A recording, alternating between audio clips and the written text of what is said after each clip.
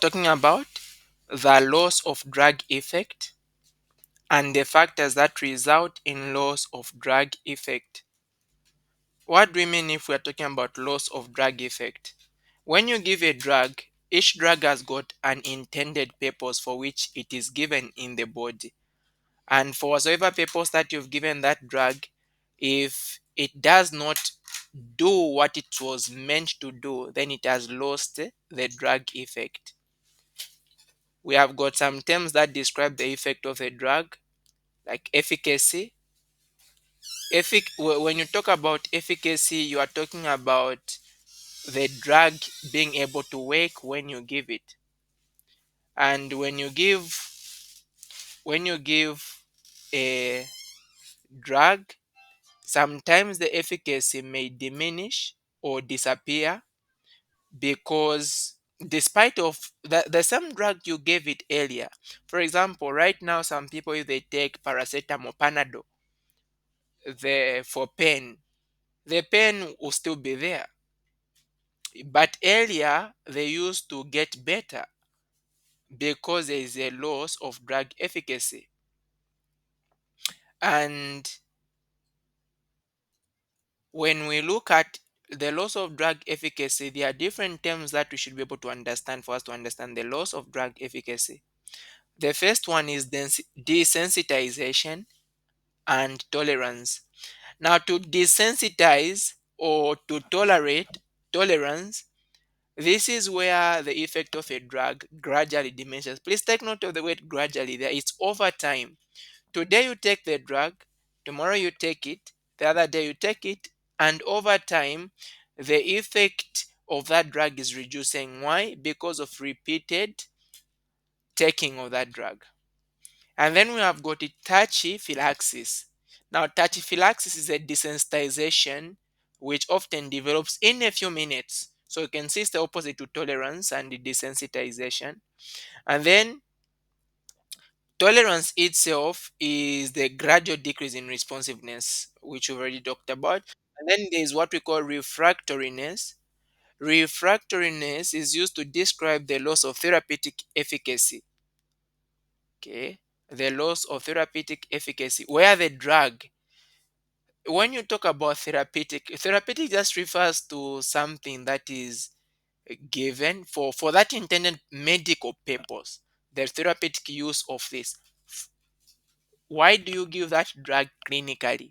That is the therapeutic use. So if the use for which it is intended to work is not happening, that is known as refractoriness. And you can see that is a pharmacodynamic. When you talk about pharmacodynamic, we are talking about basically receptors. So meaning that there is a problem with the way the drug is interacting with the receptors for it to cause the effect that it was initially supposed to produce.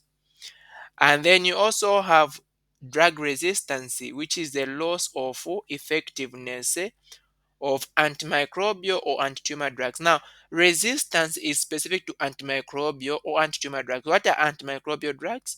These are drugs that you use to treat uh, microbes. Microbes or microorganisms are small organisms that cause disease, and you have got four important ones. You have got protozoa, you have got viruses, bacteria, and fungi. Each one of these is a topic, is actually a component of microbiology. And we started discussing them in microbiology, started with protozoa, right?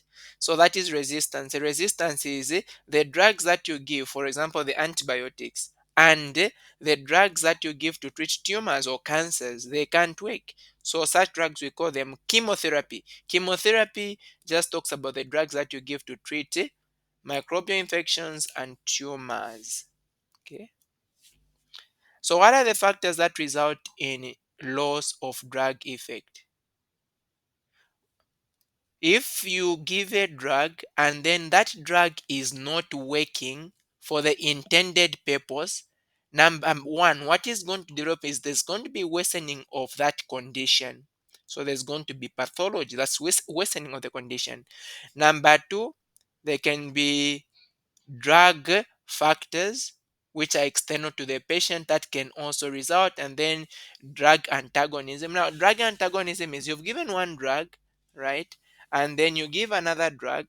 These two drugs end up interacting. You know, for some drugs, once you are given, they'll tell you don't take this drug with food, because once you take them together, they are going to interact, and that drug might not work in the body because maybe the absorption is affected because they are competing for the same receptors. So that drug antagonism may be a factor that can result in loss of drug effect. Okay.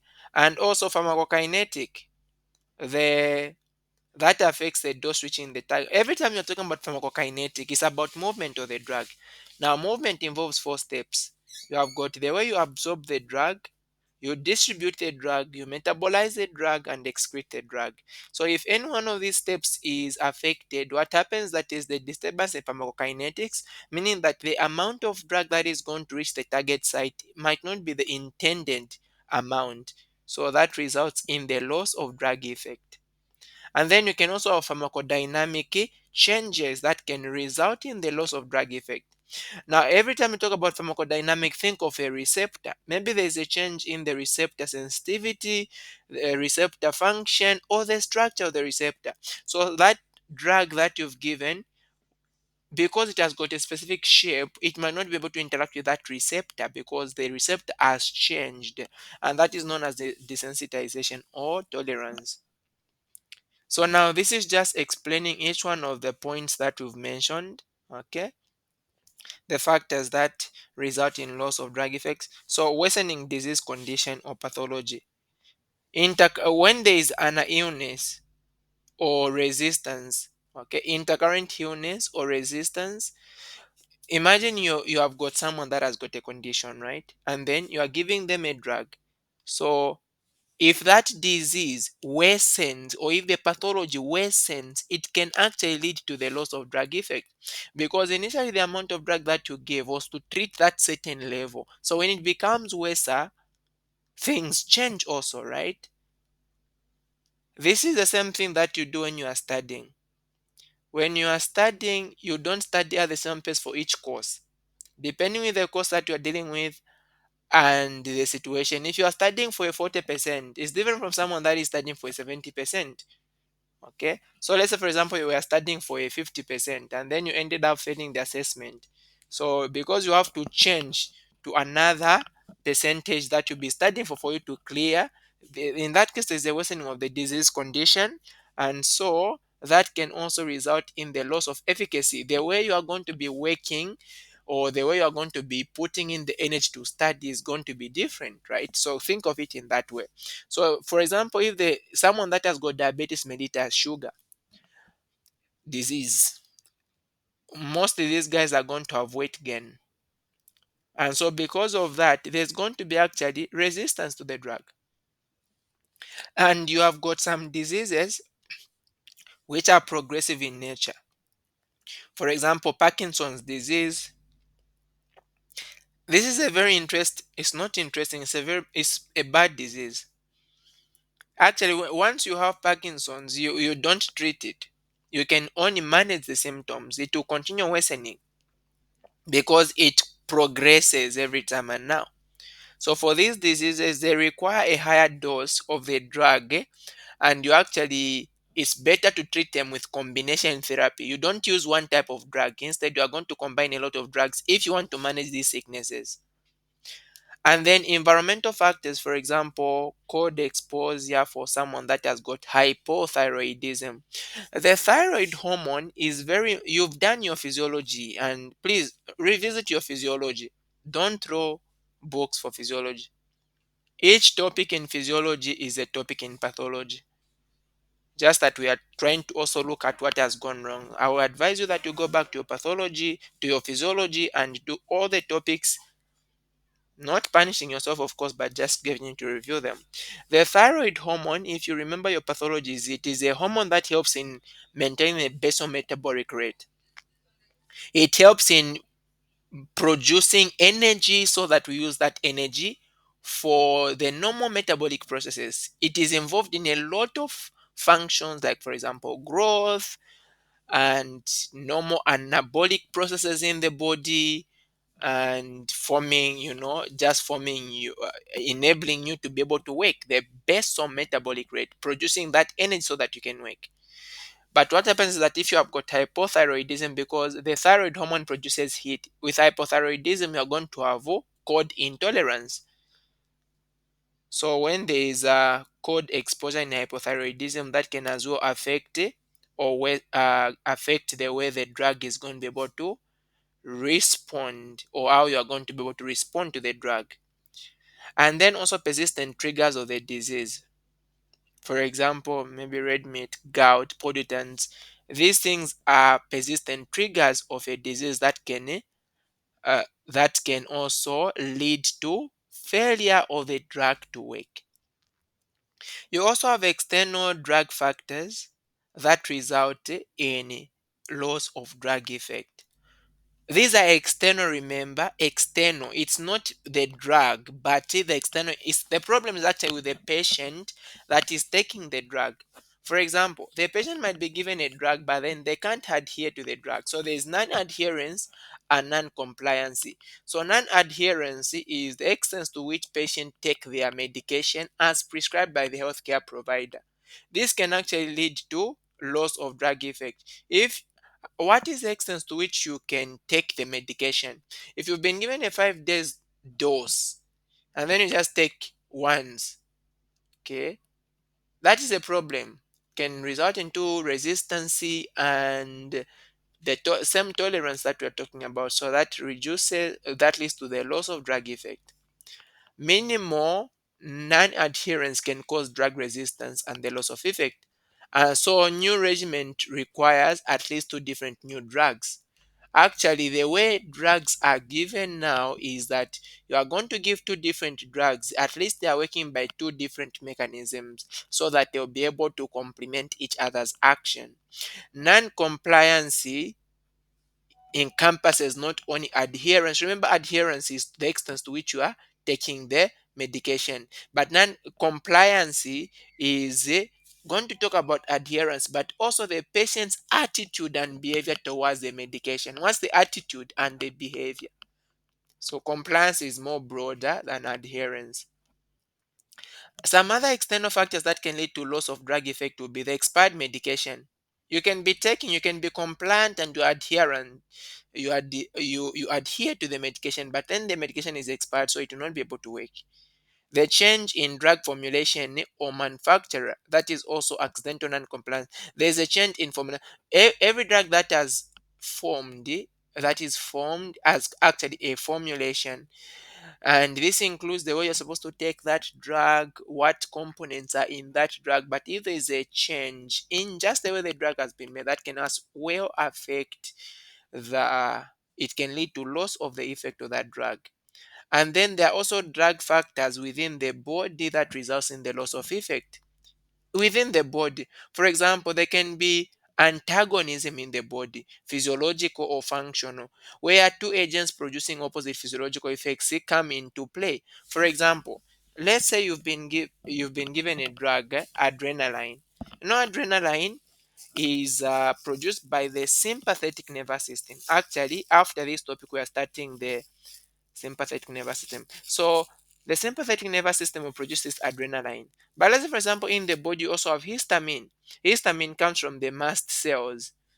This guy cannot be released by the mast cells. And these two drugs have got opposite function. It's like the way an acid and a base are. If they are together, they will neutralize each other. And so none of them will be able to work. So the drug that you've given, if it finds its antagonist, we call functional or physiological antagonist, it will not be able to work. You also have chemical antagonism. Now, chemical antagonism, this is where there is proper neutralization, all right? Physiological antagonism is it producing different effect. Like adrenaline is trying to let's say it's making you active. Histamine is doing the opposite, totally opposite functions. But chemical antagonism, this is where now two agents neutralize each other. For example, acids and bases. you have got iron. So someone that has undergone what we call iron poisoning, you can give what we call an antidote. An antidote for iron is the deferoxamine. That's an exam question. And this one, what it does is that it will actually come and neutralize the iron. Just like when you take an overdose of paracetamol, maybe you were in a heartbreak or something, and then you took some paracetamol. There is what we call any acetylcysteine. That's and the antidote to paracetamol poisoning. So most of these agents have got antidote, something that you can take to neutralize what you've taken. And then you also have got pharmacokinetic factors that result in loss of drug effect. Now, pharmacokinetic is about the movement of the drug. So maybe the drug has not can't move enough to be available on the receptors. Okay, one problem can be because of drug interactions.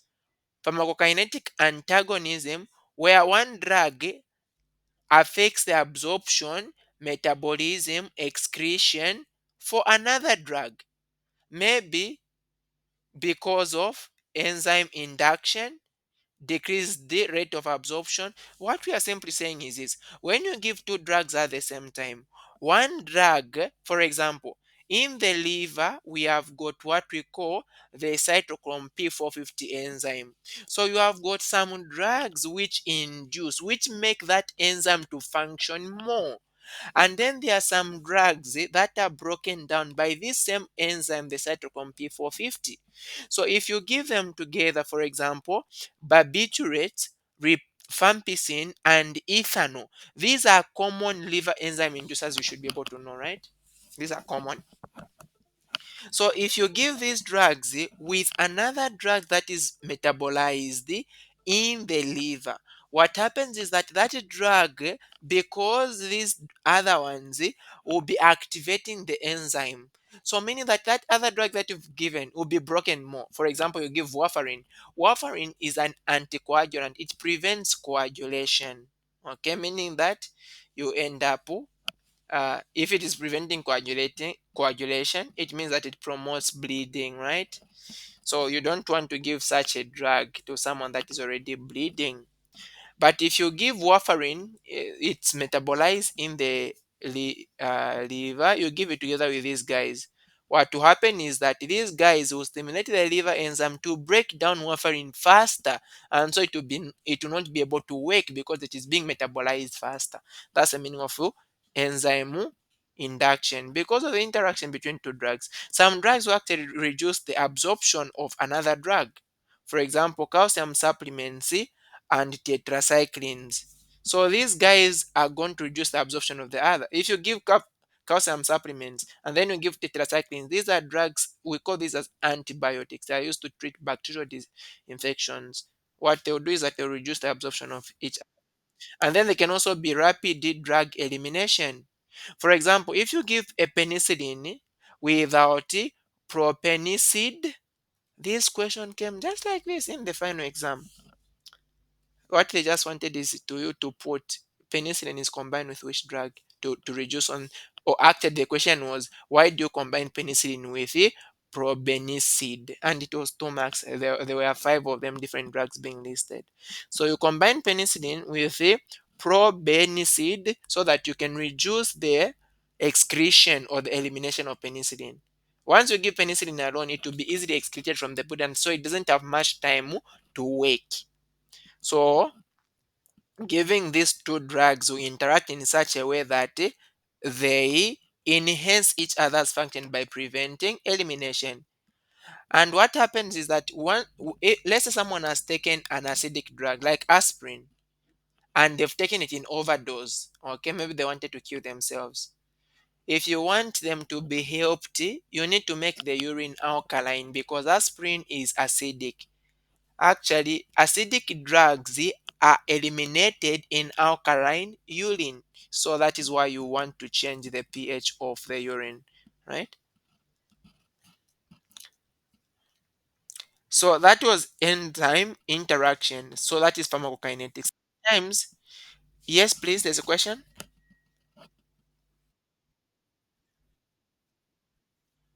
So tetracyclines, these are antibiotics. They are drugs that we use to treat bacterial infections. We actually have a topic just for the antibiotics. Yes. They are in the same class with the penicillin. The penicillins are also antibiotics. You've heard of pen G or pen V, that's a penicillin. It's also an antibiotic like a tetracycline. Okay. So, intercurrent illnesses, if someone has got an illness and then they are taking a drug, it can actually also affect the pharmacokinetics. For example, if someone has got diarrhea and then they end up taking a drug, they'll quickly go to the toilet and then lose that drug, so it will not be able to work. That decreases the rate of absorption of the drug. There's also the food drug interaction. For example, if you take tea with phenothiazines, which is an antipsychotic. Now, psychosis is a condition where someone has got, we actually, in a normal sense, we call them mad people. But by definition, we say someone that is psychotic is someone that has got delusions and hallucinations. No, I heard this one is talking to me. Oh, me, I'm Cristiano Ronaldo. Someone just ends up saying like that. Or say that one is psychotic. They're not fine. Or I'm hearing, I'm seeing something. That's why Christianity and medicine sometimes that's where there will a bit of be trick. You go to a doctor and say, I'm hearing God, will say someone is psychotic, you are having delusions and hallucinations, and then will start giving you these drugs. So what I'm saying is that the first for the antipsychotic drugs, drugs that help in these people that are not fine mentally, they are divided into generations. I've got the first generation, the second generation, and the third generation. So phenothiazines are a first generation antipsychotics. If you combine them with tea, which is food, it will affect the way it actually interacts with this drug, and so it affects the concentration of the drug in the body. Okay. And then you have got pharmacodynamic factors that result in loss of drug effect. Now, I said that pharmacodynamic has to do with receptors. So, the first thing about pharmacodynamic factors is drug tolerance. Now, for the tolerance of a drug, we already said this is where the drug starts not to work because of repeated use, right? They've been repeated use. So if someone is tolerant to a drug, what happens is that if you want them to respond the same way to that drug, you're supposed to increase the dose of that drug to have the same pharmacological effect. Okay. So you can have the natural or acquired tolerance. The natural, in this case, the species or individual is inherently less sensitive to the drug. Like that's how you are born. For example, the black races are tolerant to mydriatics. Mydriatics, these are drugs that you are going to give to help in widening the pupil to make it bigger so that you can see much clear, right? That's a mydriatic. We'll discuss that. And so blacks naturally we are tolerant to such drugs, so there's nothing that we can do, that's natural. And then you can also have acquired tolerance, which occurs when there's repeated administration of a drug, the drug that you were initially responsive to. And it occurs, tolerance actually occurs with most drugs the more you use them, and it's more pronounced in central nervous system depressants, those drugs that you are going to give to depress the central nervous system. If you take them more, for example, alcohol is going to is a depresses the central nervous system. When you take these more, you find that they actually stop working. Someone takes 15 bottles, they can't feel anything. It's not because they are just too powerful, it's because they've drank that too much, they've become tolerant. Okay. Another type is of pharmacodynamic factor that leads to loss of drug effect is cellular tolerance. In cellular tolerance, here the cells of the target organ becomes less responsive. Like you've given a drug, but for each drug that you give, it actually goes to interact with the receptors. On those receptors, you have got uh, actually on each cell you have got receptors, and so they have to interact with the drug. But the cells of the target organ are less. They're actually not going to be responsive to that drug that you've given. Here, it may maybe because of physiological adaptation. They are not responding because they have adapted. Okay, and this occurs due to the activation of homeostatic mechanisms. For example, violator hypotensive drugs. When someone has got low blood pressure, what happens there is that low blood pressure is because the blood vessel is dilated. And so, just think of a hose pipe. If the lumen is very big, the pressure becomes low. If the lumen is small, the pressure is high. Okay. So sometimes what the body will do is that physiologically it is going to adapt to the drug that you have given. And so you end up becoming intolerant. There can also be what we call tissue tolerance. Tissue tolerance, this is where you are tolerant to many drugs. Okay, to many drugs the tissue can't respond. For example, you can't respond to morphine. Morphine is an opioid. It's used in pain relief. Alcohol, barbiturates, psychotropic drugs, these are drugs that helps in the mind. For example, someone is psychotic, someone can't think well, right? Tolerance does not develop equally to all the actions of a drug. For example, sedative action of a drug, most of the drugs don't have only one function. You find that a drug has got more than one function. So, for example, we have got this drug chlorpromazine. It is an antipsychotic and also it is a sedative. It depresses the central nervous system and it also helps in the treatment of psychosis. So the more you take chlorpromazine, the sedation is going to reduce, but the antipsychotic function is still going to remain. For again, another drug is phenobarbital. The sedative action is going to reduce, but its anti-epileptic effect is going to remain. Epilepsy, it's pump too. So where, how do I even say that? Someone that is epileptic. And then you also have morphine. Morphine is an opioid. It's used in the treatment of pain, and we call that as analgesia. Now, morphine also makes someone to feel nice. So when you abuse morphine very much, the treatment for pain and the feeling nice is going to reduce. But it also has got an effect on constipation and meiotic action, like making the pupil become small. So those functions will still remain, but the pain, you can still feel the pain when you take the morphine. Okay, so that's what we're trying to say, that tolerance does not develop equally to all the actions of a drug. Some actions might still remain. There's also what we call cross tolerance. This is the development of tolerance among pharmacologically related compounds. For example, alcohol and barbiturates actually work on the same receptor. We have got the gamma receptor. Actually, GABA. You know GABA, that it's a neurotransmitter which is inhibitory in nature in the central nervous system. Alcohols, barbiturates, we have also what we call benzodiazepines. All these work on the same GABA receptor. So what happens is that someone can be, the alcoholics are tolerant to barbiturates, and they are tolerant to barbiturates. They also be tolerant to general anesthetics. Actually, anesthetics, they are also the general anesthetics also work on the GABA receptor, where the same alcohol also works.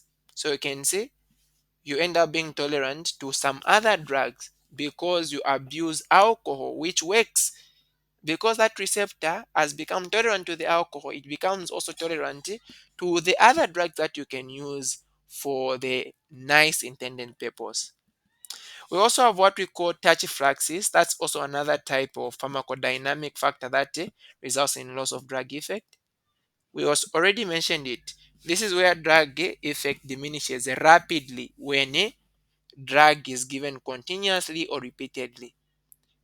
You have got the reversible phenomenon where tissue regains normal sensitivity following a drug-free period. So if there is a drug that you are tolerant to, once you stop giving it, the tissue can still become can still respond to that drug later on if you give it again. So, meaning that short breaks or abstinence in a long acting nitrate reduces tolerance. If you are giving these drugs, right, that can develop tolerance, you should be giving them at least with some breaks. Like you give now, at least let there be some days that passes, don't give the drug and then give it later so that the tissue tolerance is uh, reduced. Now, how does tolerance happen? How does tachyphylaxis happen?